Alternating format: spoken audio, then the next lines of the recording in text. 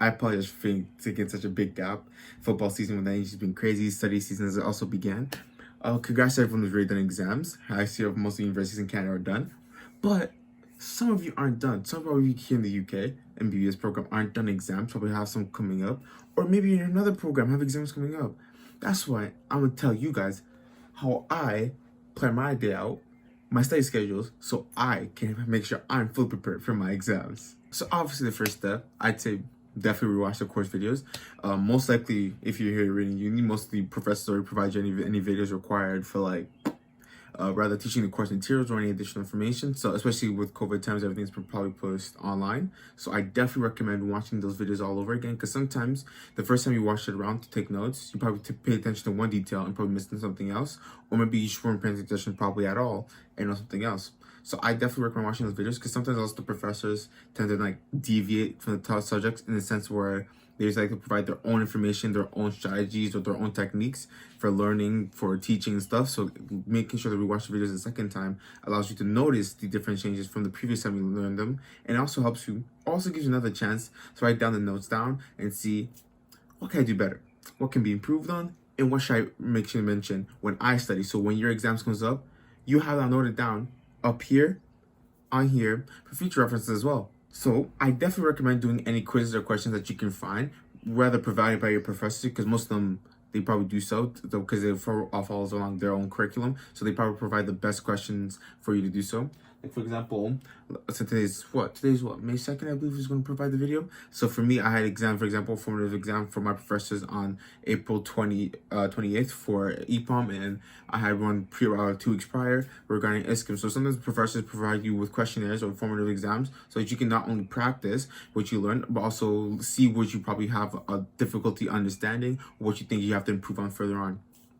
That's not all. Some professors also provide their own sets of questions for their own subjects. For example, for me, I have a professor in anatomy who provides their own questions set on what they've taught. That way you can see what you can understand from the lectures, because you see that the questions directly correlate with the lecture itself. So if you see that you probably misunderstood one thing about a specific question, or a set of specific questions regarding a specific organ, probably like MSK, the musculoskeletal system, I definitely recommend looking at the musculoskeletal system anatomy video, for example, to rewatch it again to see that what have you missed, what you probably should improve on, and exactly what exactly confuses you. Because that falls to my next point. Because having these quizzes and questions allows you to see, oh, what do I improve on, what just confused me, or what do I have a difficulty understanding? And having that knowledge also allows you to make sure you can email your professors, because most professors are always available for you to make sure you can succeed.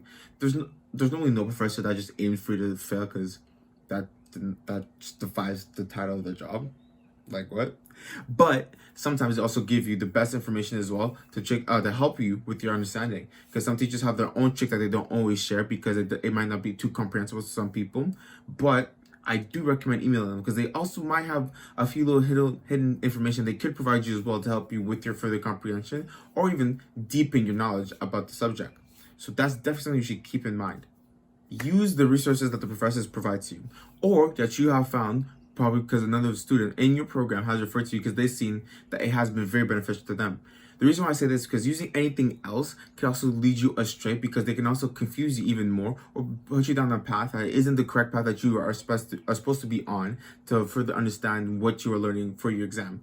So, for example, the first thing I'm going to say is textbooks. Almost every professor usually has a list of textbooks, rather in their syllabus or within their courses, their course lectures, because they like to provide you with a list of any books that they probably used for their courses, or that they've read, that they've probably used for as a base of knowledge or base of understanding, or just further knowledge for you to use so you can expand your understanding.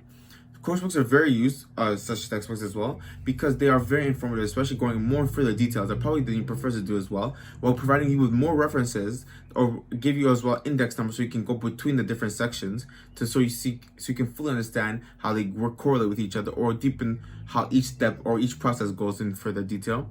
Also, most textbooks also have probably images such as graphs, tables, or diagrams to help you or probably illustrate more steps. So using textbooks are definitely something I would recommend, as well as using any apps or any websites that have such questions that correlate to your program. because apps like Quizlet are often you can often find sites of flashcards or questions that correlate to your subject in an exam type of format. Helps you further your understanding of any subject. Rather, again, I love the musculoskeletal system because that's currently what I'm studying, but also the neuroendocrine system and furthermore. So I definitely recommend using that because they further your deep in understanding as well as help you reevaluate what you know. And also, sometimes they kind of bring up information that you probably would have forgotten. Because sometimes the flashcards bring up little small facts instead of bringing a giant text that you have to read. So definitely recommend using that app. It's definitely beneficial to you. And make sure to verify it's something that your friends have used or your professors have recommended to you. Because those are the two most reliable sources that you can have. Don't just refer yourselves to a website because you don't know how well they've actually used it. Because they could just be promoting it to get paid or just for whatever purpose. Make sure to take breaks. The reason why I say that is that taking breaks allows your brain not only to take a break and a rest from what you're learning, but also gives you a chance to test what have you actually retained. So what I do, for example, on Wednesday usually I have a football game with my team in EG, or even practice on Monday. So that is a break that I usually take, or sometimes I go to the gym or just go on a regular walk for my exercise to ensure that I can take a break to relax from all the studying and typing. And after I do so, I come back and check what did I do before. What do I remember? So I try to see what do I remember and everything, and I try to do it like a self-quiz. If I feel like it's something I can't fully remember or I don't fully understand, I try to go backtrack and see what it is, what I done, and if I can, if necessary, I will do a little tweaking to see, oh, what can be added, what can be perfected. Because sometimes you always realize what you've done before is not properly working, or you probably did something that could be fixed. So going back also allows you to make sure you can do so and realize this is not always the best way. Sometimes you can do better.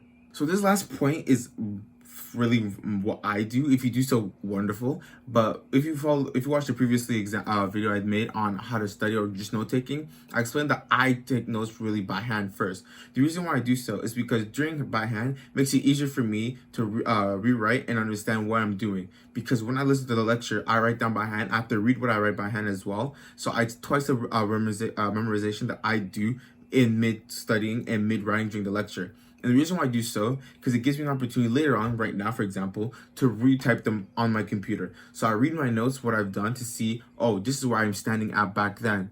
Am I doing better now? Do I need to improve back then? And I can add information. So if you take on everything I gave you, so rewatching the videos, doing quizzes, using the textbooks, everything I said before, I put that all into now. That way, when I type my notes, they're already corrected or verified from the information I did before. So any little Q-tips, any sticky notes I've added onto the inside the notes, I type that in the little text boxes in my computer to ensure it has everything that I could need or that could be very beneficial to my understanding. So that's why I recommend to really use write it by hand at first, because not only it practices your calligraphy, but also it enables you to see what can you do. Can you multitask? Are you able to not only listen but also write at the same time and add any additional information that you think might be beneficial for you in learning the current material that you're writing? So that's definitely the best way to do so. And that's really it. That's all I have. I'll leave a link in the description for the playlist or the videos that I use for how to study and note taking. Make sure to watch that if you don't fully understand what I've done in this video. Please subscribe, leave a comment, like, and I'll see you guys when I do another video.